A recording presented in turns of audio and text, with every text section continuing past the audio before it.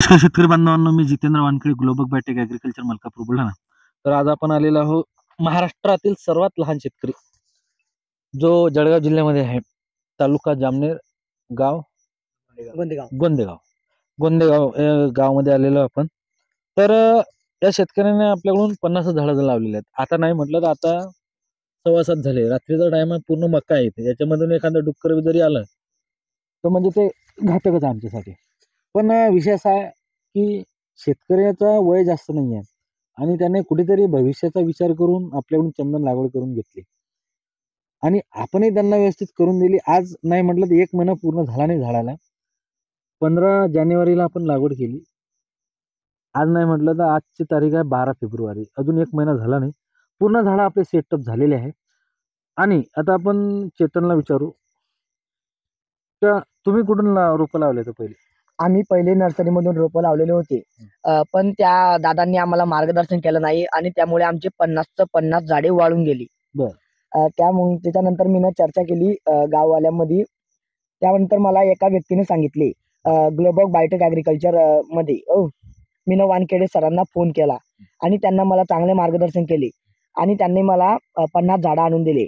तर आम्ही या 50 झाडांमध्ये आता सक्सेसफुल झालो आहोत. आता त्यांना 1 महिना कंप्लीट झाला आहे. आता झाडं आमचे 6 इंच झाले. 6 इंच वाढले समजा. 6 इंच वाढलेले आहेत आमचे. ओके. तर शेतकरी बांधवांनो, तुम्ही पाहू शकता की आपण काय आहे की आपण शेतकऱ्याला आपण किती रोपं दिले हे नाही. आपण रोपं कितीही देऊ, पण आपण शेतकऱ्याला सर्व्हिस देतो आणि दुसरा विषय याच्यामध्ये सक्सेसफुल आम्ही करून देतो. त्याचं उदाहरण म्हटलं म्हणजे चेतन. नाही म्हटलं त्यानं तर फक्त 50 रोपं लावले आहे आणि त्याचा आणि त्याच्या आई-वडिलांचा विश्वास तर उडाला होता. पण आपण त्यांना काय बोललो की तुम्ही आम्हाला विश्वास ठेवा. आम्ही पहिले तुम्हाला सक्सेसफुल करून देतो. हवं तर तुम्ही पहिले आमच्याकडून काय करायचं करून घ्या. पैसे देऊ नका. पण आमच्यावर विश्वास ठेवा. आम्ही काय केलं, त्यांच्याकडून पैसे तर घेतलेच नाही आम्ही. त्यांना रोपं आणून दिले, सक्सेसफुल करून दिले. त्याच्यानंतर मग त्यांनी आम्हाला पैसे दिले.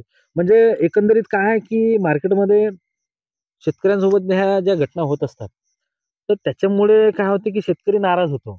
आणि आज नाही म्हटलं तर यानं 13 वर्षातच आपलं एक चांगलं धाडसी पाऊल उचललं आणि त्याच्यामध्ये जर आपण शेतकऱ्याला म्हणजे अशा पोरांना जर चांगलं प्रोत्साहन देत नसू आणि त्याच्यामध्ये जर त्याच्यासारख्या जे लहान शेतकरी आहेत, जे भविष्यात काहीतरी करण्यासाठी धडपड करतात, त्याच्यामध्ये जर आपण अशा लोकांना जर धोका देऊ, तर आपण कुठेतरी म्हणजे कुठेतरी आपण चुकतोय किंवा अशा लोकांना अशा जे मुलं आहेत, त्यांना जर आपण चांगलं प्रोत्साहन करत नाही, त्यांना फसवतोय, तर कुठेतरी चांगलं करतोय का बुवा?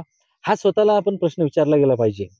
आणि नाही म्हटलं तर आज यांची पूर्ण जबाबदारी मी घेतलेली आहे. त्यांनी मला बोलवलं, की "बाबा तुम्ही या, एकदा आम्हाला व्हिजिट द्या." आज रात्री मी येता मी लेट झालो. पण तरीही सुद्धा म्हटलं, की "नाही चाल एकदा तुझ्या शेतात जाऊ आणि आपण एकदा पाहूनच घेऊ. एकदम मला डोळ्यानं पाहू दे." आता मी पाहिलं, मी पूर्णपणे समाधान आहे. पूर्ण 50 झाडं त्याचे सक्सेसफुल झालेले आहे. त्याचं सक्सेस हेच आपलं सक्सेस एवढंच सांगतो आणि थांबतो. धन्यवाद.